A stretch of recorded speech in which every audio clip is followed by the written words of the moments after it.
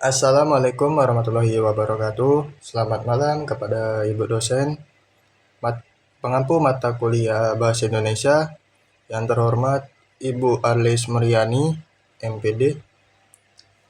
Dan perkenalkan, nama saya Muhammad Faris Alfariji Pamungkas. NPM saya adalah 240 2010, nolnya 3 kali 22. Dan saya dari kelompok 2. Pada kesempatan kali ini, saya akan memaparkan hasil kajian dari kelompok saya yang tertuang dalam makalah yang berjudul Keterampilan Berbicara Formal dalam Konteks Akademik di Lingkungan Kampus. Nah, mengapa sih topik ini sangat penting? Karena di lingkungan kampus itu, berbicara formal adalah salah satu indikator kualitas dari akademik. Keahlian ini bukan hanya tentang menyampaikan suatu gagasan saja, tetapi juga tentang cara bagaimana kita untuk menyusun suatu argumen yang logis, kritis, dan bernalar. Kemampuan ini bisa menjadi bekal yang sangat krusial saat kita lulus nanti. Nah, selama 30 menit ke depan, saya akan fokus pada 5 subbab yang akan menjadi pembahasan pada video kali ini. Yang pertama itu adalah tahapan berbicara formal. Yang kedua itu adalah kerangka gagasan. Yang ketiga adalah kualitas penyampaian dan bahasa baku. Yang keempat, berpikir kritis. Dan yang terakhir adalah dimensi psikologis mahasiswa. Mari kita mulai dari poin yang pertama. Assalamualaikum warahmatullahi wabarakatuh. Selamat malam kepada Ibu dosen pengampu mata kuliah Bahasa Indonesia, yang terhormat Ibu Arlis Muriani, MPD. Dan perkenalkan, nama saya Muhammad Faris Alfariji Pamungkas. Nomor NPM saya adalah 240 2010, nolnya 00022. Dan saya dari kelompok 2. Pada kesempatan kali ini, saya akan memaparkan hasil kerja dari kelompok saya yang berada di dalam makalah yang berjudul Keterampilan Berbicara Formal dalam Konteks Akademik di Lingkungan Kampus. Nah, mengapa sih topik ini sangat penting? Karena di lingkungan kampus, berbicara formal itu adalah salah satu indikator kualitas dari akademik. Keahlian ini bukan hanya tentang cara bagaimana kita untuk menyampaikan suatu gagasan, tetapi ini juga tentang cara bagaimana kita untuk menyusun argumen secara logis, kritis, dan bernalar. Nah, kemampuan ini bisa menjadi bekal untuk kita. Bekal yang sangat krusial bagi kita setelah lulus nanti. Jadi, selama 30 menit ke depan, saya akan fokus pada 5 subbab utama yang berada di makalah saya, yang berada di makalah kelompok saya. Yang pertama itu adalah tahapan berbicara formal. Yang kedua itu adalah kerangka gagasan. Yang ketiga adalah kualitas penyampaian dan bahasa baku. Yang keempat itu berpikir kritis. Dan yang terakhir itu adalah dimensi psikologis mahasiswa. Nah, jadi kita akan mulai dari poin yang pertama, atau kita mulai dari subbab yang pertama. Oke, yang subbab pertama itu adalah tahapan berbicara formal. Tahapan berbicara formal adalah proses yang sistematis, tidak bisa secara instan. Tahapan pertama yang saya sarankan itu yang sesuai dengan makalah adalah persiapan, tentukan dari topik, audiens, serta tujuan yang akan dibahas. Yang kedua adalah penyusunan gagasan dari kerangka menjadi argumen yang utuh. Yang ketiga, latihan. Ini sering banget diremehkan, padahal latihanlah yang meningkatkan kepercayaan diri kita dan mengurangi kegugupan. Yang keempat itu adalah pelaksanaan, dan yang terakhir itu adalah evaluasi. Nah, pahami bahwa dievaluasi itu adalah kunci bagi kita, kunci perbaikan untuk kita selanjutnya, untuk kunci perbaikan kita yang bisa menjadi acuan untuk kita menjadi lebih baik ke depannya. Nah, poin kedua itu adalah kerangka gagasan.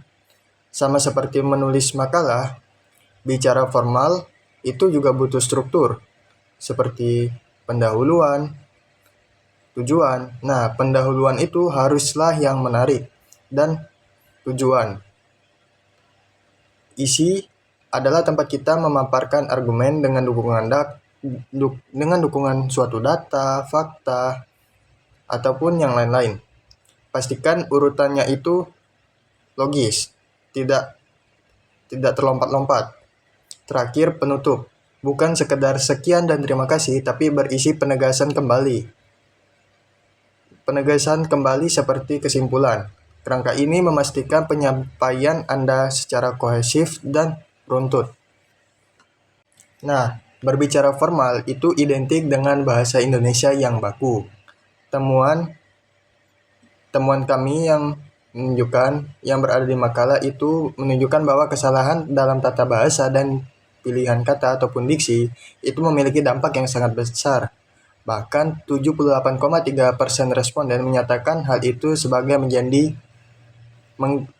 pengganggu pemahaman buat mereka. Jadi, gunakanlah bahasa yang formal, jelas, dan hindari penggunaan bahasa non-baku atau istilah yang tidak dikenal oleh audiens, atau istilah yang susah dipahami bagi audiens.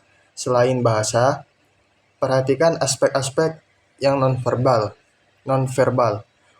seperti kontak mata dengan audiens, ataupun bisa disebut eye contact, ataupun bahasa tubuh yang terbuka dan kepercayaan diri, serta pengelolaan waktu agar tidak terlewat. Nah, dan karena ini video ini saya buat one take atau bisa dibilang sekali klip. Saya berusaha memastikan setiap transisi slide itu berjalan dengan lancar. Visual, Anda harus ringkas, mendukung narasi, bukan mendominasinya. Poin yang keempat adalah jantung dari presentasi akademik adalah berpikir kritis. Disinilah kualitas seorang mahasiswa itu diuji. Apakah Anda membaca materi ataupun Anda mampu menganalisis, mengevaluasi, menginterpretasikan, dan menginferensikan sesuatu hal. Seseorang pembaca yang kritis akan menghasilkan kesimpulan yang sangat-sangat kuat. Terakhir, itu adalah dimensi yang paling personal adalah pergulatan psikologis. Nah, mahasiswa sering merasakan ketidaknyamanan akademik yang dipicu oleh beberapa hal, seperti rasa minder, terutama ketika membandingkan diri dengan rekan-rekan yang dirasa itu memiliki pemikiran yang lebih kritis daripada dirinya. Rasa minder ini dapat menghambat partisipasi di forum-forum yang formal. Solusinya adakah? Solusinya ada. Solusinya itu adalah mahasiswa harus mampu mengelola tekanan sosial dan menjadikan setiap tugas itu sebagai kesempatan buat dirinya untuk latihan. Itu latihan bukan hanya formalitas belaka saja. Sebagai penutup dan kesimpulan, mari kita tarik benang merahnya. Menguasai keterampilan berbicara formal berarti kita sudah menguasai 5 hal ini secara terpadu. Tahapan sistematis. Yang kedua ada kerangka logis. Yang ketiga itu ada bahasa baku yang tepat. Yang keempat, pola pikir yang kritis. Dan yang terakhir dan yang kelima itu adalah mentalitas yang kuat. Semua ini itu harus dilatih dan diimplementasikan secara konsisten. Apabila tidak kita latih dan tidak kita implementasikan secara konsisten, maka ya percuma saja. Hasilnya bakalan sama seperti yang dulu. Demikianlah